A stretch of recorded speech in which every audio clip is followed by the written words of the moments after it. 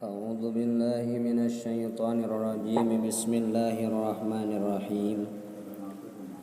Paslun utawi iki ku pasal ing dalem mertelaaken syurutul qudwati utawi pira-pira syarat makmum. Ahada asyara iku 11. Allah ya'lama sawiji yen ta ora nekadaken ya si makmum butlana salat imamihi ing pambatalan salat imamne ya si makmum bihadasin kalawan sabab hadas au goirihi atawa liyane hadas tos kitu lah. Bismillahirrahmanirrahim. Salat berjamaah dina salat fardu anu mana ieu salatna salian ti salat Jumat eta hukumna sunnat muakkad. Di salat berjamaah hukumna sunnat muakkad, sunnat anu dikudukeun dikukuhkeun. Tetapi Imam Nawawi narjeh kana fardu kifayah pikeun lalaki anu mukim. Dumasar kana dauhan Kangjeng Nabi mamin salasatin fi qaryatin au badwin wala tuqamu fihi musallatu illa qad istahwadha alaihi musyaiton fa alaika bil jamaati fa inna ma yaqulu dhibu minal ghanamil qasiyah. Hanteu aya tilu jalma dina hiji desa atawa kampung anu hanteu diadegkeun salat jamaah di maranehna angin setan ngalindih ka maranehanana. Ku sabab kitu maranehna misti berjamaah mangka ajag oge ngahakan atau ngadaharna teh kana domba anu mencil. Jadi ajag oge ngadahar morona teh kana domba anu sorangan. Lamun lobaan mah ajag ge moal daekeun. Ieu riwayat Imam Abu Daud, Imam An-Nasai, Imam Ahmad sareng Imam Al-Hakim. Mana ieu hadis hanteu aya tilu jalma atawa leuwih anu ninggalkeun berjamaah angin maranehanana disasarkeun ku setan. Ku sabab kitu maranehna misti berjamaah. Lamun hanteu tangtu maranehna cilaka saperti cilakana domba di mana-mana mencil. Di mana-mana mencil ti baturna. Ari berjamaah dina salat Jumat maka eta hukumna fardu ain. Sabab salat Jumat ieu syarat kudu berjamaah.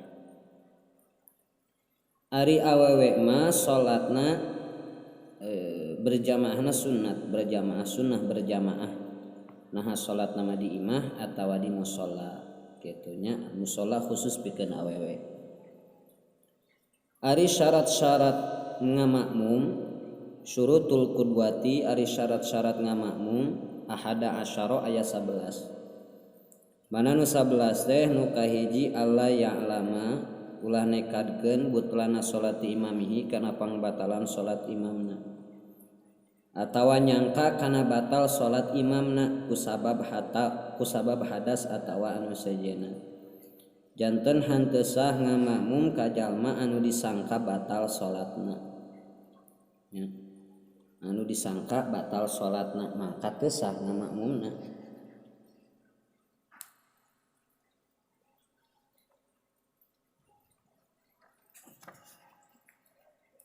Salajengna wa alla ya'taqida nu kaduana syarat ngamakmum teh ulah nekadkeun kana wajib qada salat ka imam.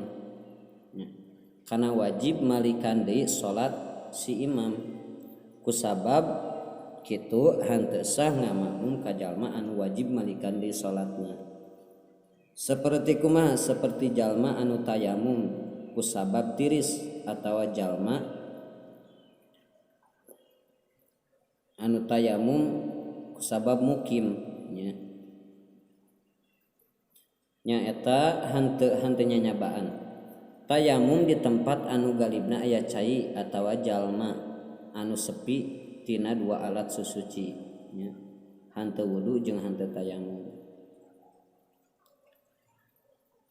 Ari ngamakmum ka anu tayamum anu hanteu wajib malikan di salat nama eta hukum nasah nya kitu deui ngamakmum kan ka anu beser ka anu istinja ku batu oge ngamakmum ka budak anu can baleug eta hukumna oge sah.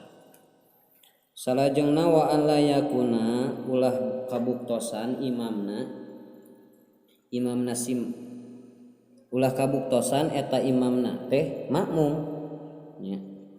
Jadi nu katiluna syaratna ngamakmum teh ulah kabuktosan imamna teh makmum ka anu sejen. Jadi ulah ngamakmum ka makmum eta nya janten henteu sah ngamakmum ka jalma anu masih ngamakmum sabab manehanana masih kereh nurut kanu sejen. Sedengkeun ari kalakuan imam eta kudu netral jeung imam nanggung kana pokokna anu sejen pokokna makmum. Nu kaopatna wala umian imamna teh ulah umi nya. Bodoh atawa hanteu bener maca Fatihahna. Hanteu sah ngamakmum ka imam anu hanteu bener Fatihahna nya. Nah hanteu bener dina Fatihahna manaha sakabehna Fatihah atawa sawarehna Fatihah gitu. Dawuhan Kangjeng Nabi sallallahu alaihi wasallam wal ya ummakum qurra'ukum jeung kudu ngimaman ka maraneh para qori maraneh ya. Qori ahli maca berarti anu bisa kana macana anu bener macana ieu riwayat Imam Abu Dawud. Kalimatna wa alla yataqaddama alaihi fil mauqifi wala yataqaddama lan yanta ora miheulaan makmum alaihi ing atase imam fil mauqifi ing dalem tempat ngadeg. Makmum ulah miheulaan ka imamna dina tempat ngadeg tegasna makmum ulah aya di hareupeun imam nya. Makmum ulah aya di hareupeun imam. Dawuhan Kangjeng Nabi innama ju'ilal imam liyutamma bih. Hartosna sanyanyana dijadikeun imam karena supaya diturut. Ieu riwayat Imam Al-Bukhari sareng Imam Muslim. Lamun imamna ditukangeun makmum kumaha bisa nurutna ieu si makmum ka imam. Oge diriwayatkeun ti Sumarah bin Jundub saurna amarona Rasulullah sallallahu alaihi wasallam idza kunna salasatan ayataqaddama minna ahaduna. Abdi sadaya diparentah Kangjeng Rasulullah sallallahu alaihi wasallam di mana abdi sadaya tiluan supaya maju ka hareup saurang ti abdi sadaya nya. Jadi saurna cenanya diparentah ku Kangjeng Nabi ketika abdi sadaya aya tiluan supaya maju kahareup saurang ti abdi sadaya. Ieu riwayat Imam At-Tirmidzi kalawan sanadna sanad hasan. Sunnatna lamun makmumna lalaki saurang nangtung katuhun imam ya. Jadi lamun makmumna lalaki saurang nangtung katuhun imam mundur saeutik ti imam. Lamun makmumna duaan nya makmumna duaan atawa leuwih ti dua mangka kudu nangtung tukangeun imam ngajajar kitu nya. Lamun makmumna awewe mangka nangtungna tukangeun imam rada jauh mun awewe mah.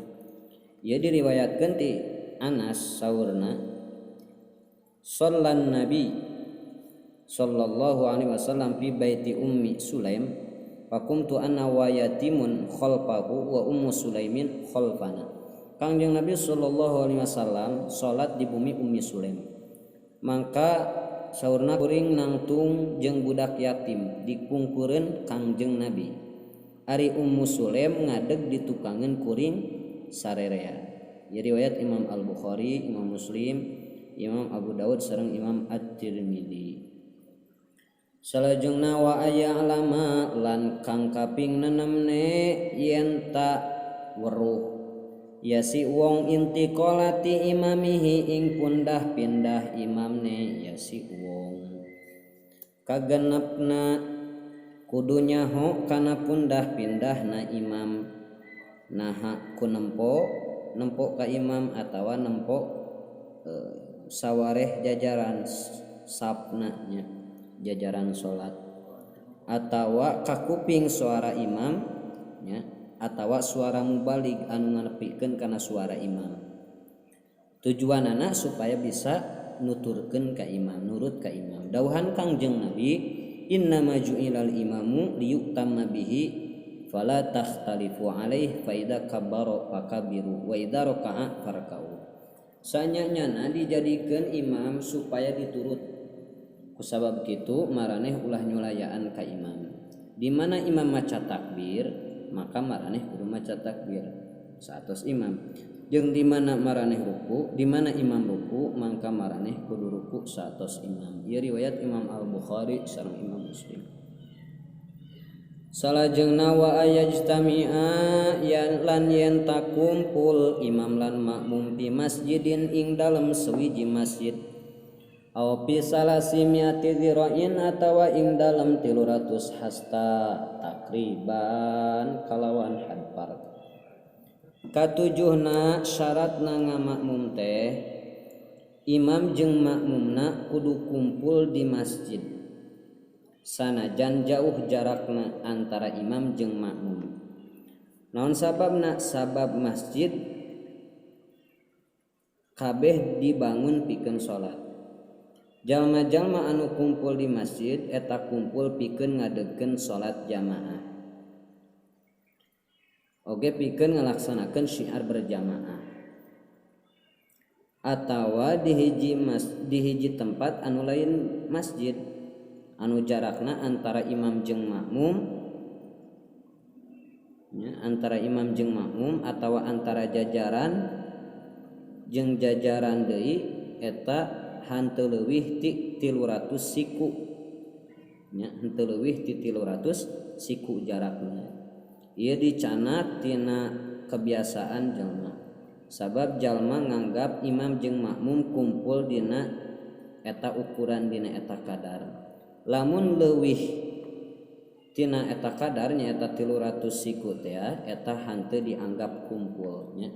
Jadi kumpulna makmum jeung imam teh kudu saukuran 300 siku nya. 300 siku. Lamun tukangan imam aya sababaraha jajaran atawa saf anu salat ngamakmum ka imam mangka diitung kadar 300 siku ya. Diitung kadar 300 siku teh antara saban jajaran jeung jajaran ya. Jajaran jeung jajaran hareupeunana lain antara saf akhir jeung imamna sanes. Lamun ti imam teh mah ka jajaran kahiji kitu tah. Jeung disyaratkeun oge cenah di dieu kudu bisa nepi ka imam kalawan henteu mengkol tina arah kiblat. Beda jeung berjamaah di masjid mangka disyaratkeun kudu bisa nepi ka imam sanajan bari mengkol tina arah kiblat gitu nya.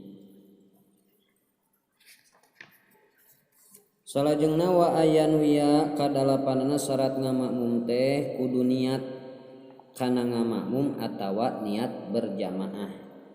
Jadi si jalma teh ngamakmumna kudu niat ngamakmum kuduah teh atawa niat jamaah. Jadi makmum kudu niat jadi makmum atawa niat berjamaah. Sabab nurut ka imam eta amal anu ngabutuhkeun kana niat. Maka kaasup kana umumna hadis innamal a'malu binniyat. Sanyana sahna sakabeh amal eta kalawan niat. Jadi makmum dina niatna ditambah makmuman. Contona usolli fardhu dzuhri 4 raka'atin mustaqbilal kiblati adaan makmuman lillahi ta'ala.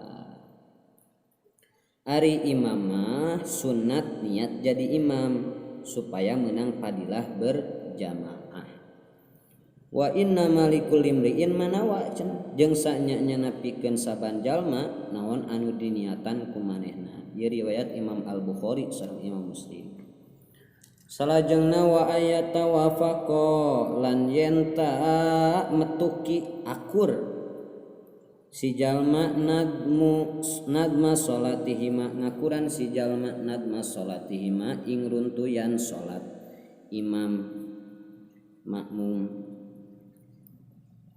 Kudu akur susunan salat imam jeung makmum dina pagawean anu dohir sanajan beda-beda bilangan rakaatna misalkan, maka hanteu sah makmum bari beda-beda susunan salatna seperti salat fardu nya nu tukangeun salat kusuk gitu salat gerhana atawa nu tukangeun salat janazah atawa sabalikna.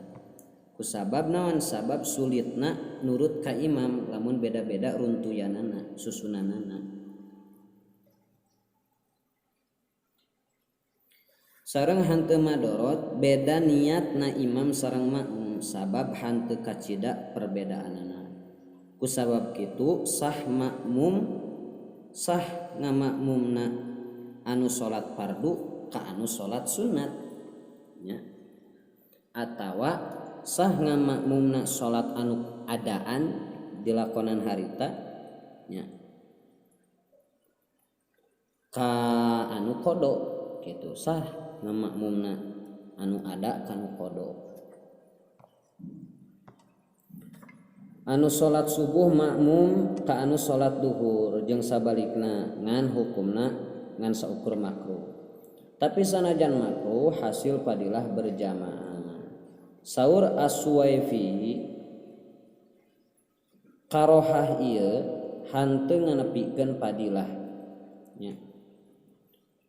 Al-Imam Al-Bukhari sareng Imam Muslim ngariwayatkeun yen Mu'ad salat Isya anu akhir sareng Kangjeng Nabi sallallahu alaihi wasallam. Teras ieu Mu'ad uwih ka kaumna. Lajeng salat deui sareng kaumna Mu'ad.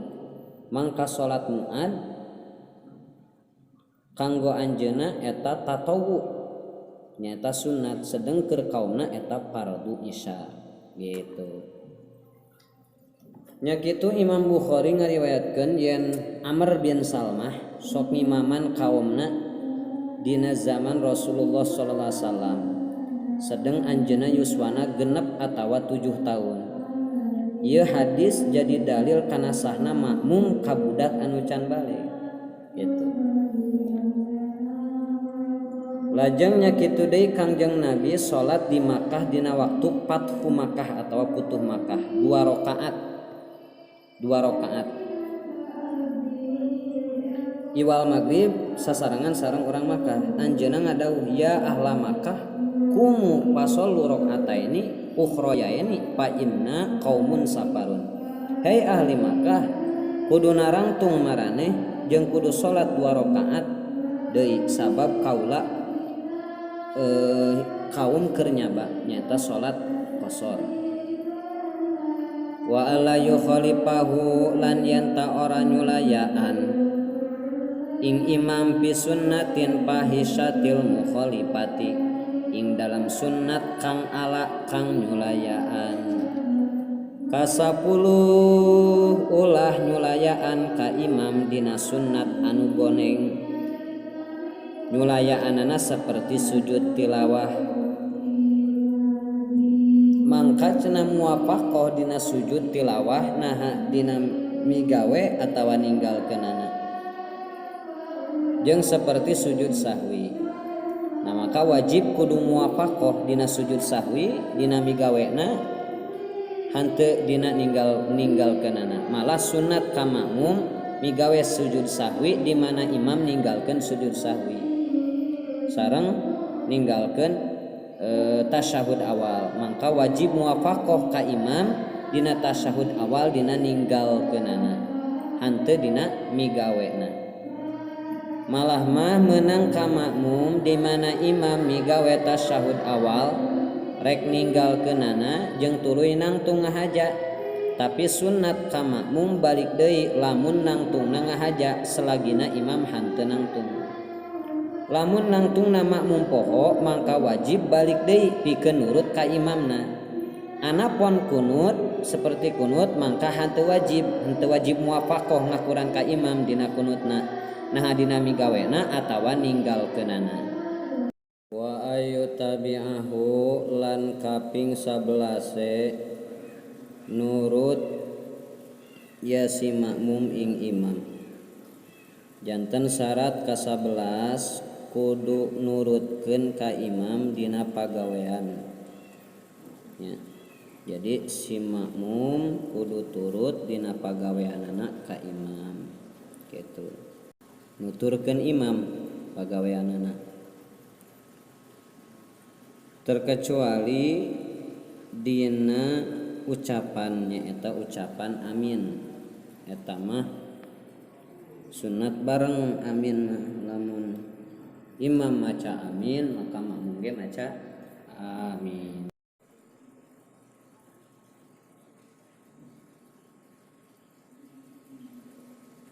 Allahumma rabbana lakal hamdu. Sareng di mana imam sujud mangka maraneh kudu sujud. Nuturkeun imam. Ieu riwayat Imam Al-Bukhari sareng Imam Muslim. Sareng ulah miheulaan ka imam kalawan dua rukun bangsa pagawean miheulaan ka imam kitu. Miheulaan dua rukun bangsa pagawean.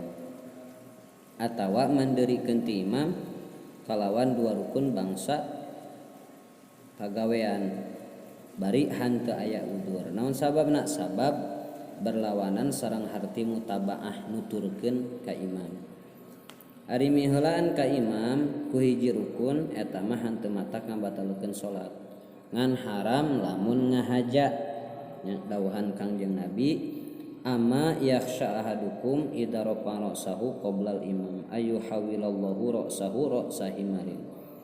Nah hanteu sieun saurang ti maraneh di mana manehna nyengkatkeun sirahna memeh imam nya. Nah hanteu sieun kana disalin rupa ku Allah sirahna jadi sirah himar. Ieu riwayat Imam Al-Bukhari sareng Imam Muslim. Janten syaratna ngamakmum teh aya 11. Sakumaha disebutkeun dina nadom Sundana. Sakumaha disebutkeun dina nadom Sundana. Syarat makmum 11 nu kahijina ulah nyaho batal nu jadi imamna. Batal sabab hadas atawa liana rejeng ulah nekadkeun nu kaduana. Makmum ulah nekadkeun wajib qodona kana salat nasi imam salamina. Ulah makmum ka imam nu makmum deui. Ulah makmum ka imam anu teu ngarti. Makmum ulah aya hareupeun imamna. Makmum kudu tukangan imam cicingna. Lejeng makmum eta kudu nyaho pisan kana pundah pindah imam pek turutan. Kudu kumpul imam jeung makmum tempatna dina hiji masjid atawa liana. Atawa jarak jauh ulah leuwihan tina 300 siku cek aturan. Rejeng makmum kudu niat berjamaah atawa niat ngamakmum ulah salah. Rejeng kudu akur anggitan salatna lamun ada pada ada duanana. Jeung makmum ka imam ulah nyulayaan dina sunat anu goreng cek anggeran. Rejeng salamina kudu mutabaah si makmum ka imam dina tingkah pola. Wallahu a'lam bishawab.